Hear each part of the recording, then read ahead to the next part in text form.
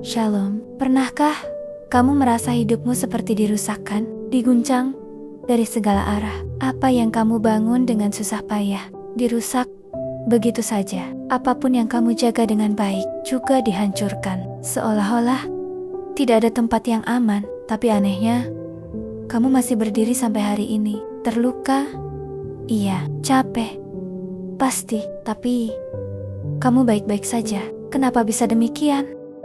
Saat aku melihat tanamanku, sudah dipindah, sudah dijaga, sudah diusahakan semaksimal mungkin agar ia tumbuh dengan aman. Tapi tiba-tiba saja ada yang merusaknya. Batangnya patah, daunnya rusak, akarnya terganggu. Hati merasa sedih karena tanaman yang dirawat mengalami kerusakan. Berulang kali dijaga dan dirawat dengan penuh perhatian, masih saja ada yang merusaknya.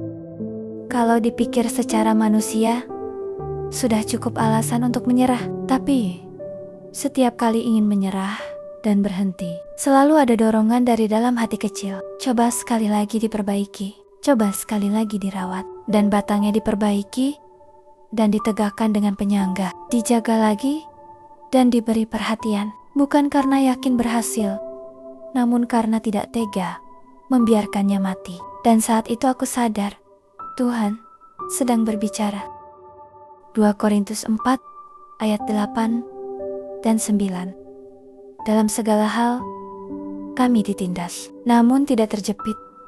Kami habis akal, namun tidak putus asa. Kami dianiaya, namun tidak ditinggalkan sendirian. Kami dihempaskan, namun tidak binasa. Bayangkan saja, ditindas tapi tidak hancur, dianiaya dan dihantam tapi tidak binasa. Artinya, ada tangan Tuhan yang melakukan sesuatu. Tangan Tuhan yang membatasi seberapa jauh kehancuran itu bisa terjadi. Musuh mungkin bisa merusak kamu secara brutal, tapi musuh tidak punya kuasa untuk menghancurkan kamu sepenuhnya, karena hidup kamu ada dalam genggaman tangan Tuhan.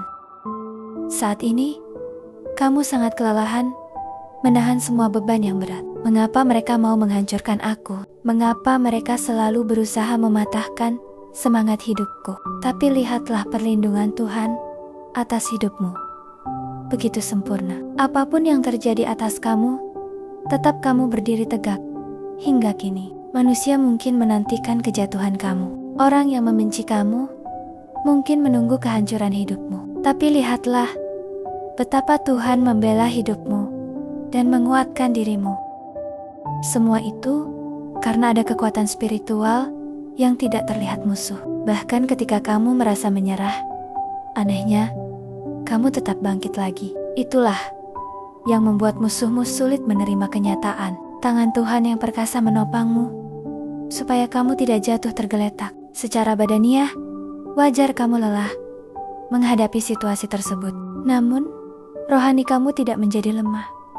Karena kuasa Tuhan bekerja, ada perlindungan yang tidak terlihat mata manusia. Ada tangan penuh kuasa yang menahan setiap serangan atasmu. Ada kasih yang diam-diam, tapi nyata, melingkupi dirimu. Bukan tanpa alasan, Tuhan melakukan semua itu untukmu. Karena Tuhan punya tujuan atas hidupmu yang belum selesai. Ada rencana Tuhan atasmu, dan perjalananmu bersama Tuhan masih panjang. Dia mau membentuk hidupmu, pengertianmu tentang Dia, dan membentuk karaktermu. Melalui banyak upaya dihancurkan, dianiaya, dikerdilkan, kamu sedang ditempah dan menjadikan kamu pribadi yang sabar, tekun, lembut, dan hati yang tidak pernah putus asa. Manusia mungkin ingin menghancurkan dan menghambat kemajuanmu, tapi Tuhan menopangmu dan mempertahankanmu. Jangan berhenti percaya, jangan berhenti berharap. Seperti tanaman, di luar tampak diam, tapi di dalam tanah ia bertumbuh. Kamu mungkin terlihat hancur di luar, namun Tuhan tetap bekerja di dalam hidupmu. Apa yang hampir mati, Tuhan sanggup hidupkan kembali. Mari kita berdoa. Tuhan, Engkau tahu hidupku saat ini diserang dan dijatuhkan dari segala arah. Apa yang aku bangun dengan susah payah sering dirusakkan orang lain. Hari ini Aku mau tetap percaya bahwa Tuhan tetap bersamaku. Tuhan tidak akan membiarkan aku hancur. Peganglah hidupku ya Tuhan. Kuatkan hatiku saat aku hampir menyerah. Dan ajar aku tetap berdiri, meskipun di tengah badai. Di dalam nama Tuhan Yesus. Amin.